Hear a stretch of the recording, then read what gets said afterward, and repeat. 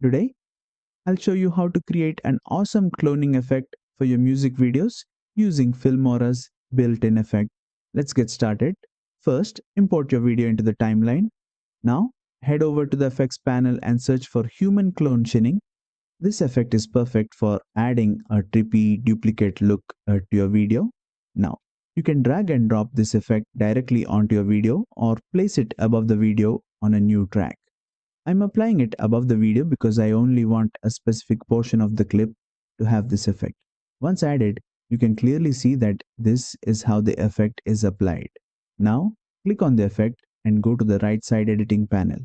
Here you'll find several sliders to customize the effect: color, adjust the color tone of the clones; shinning, control the glow intensity for a more dramatic look; distort, adds a wavy distortion to make the clones look even cooler; speed, increase or decrease the motion of the clone's distance, adjusts how far apart the clones appear.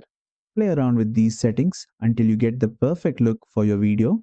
Once you are happy with the effect, preview your clip and make final adjustments. And that's it. You've just created a cloning music video effect in Filmora.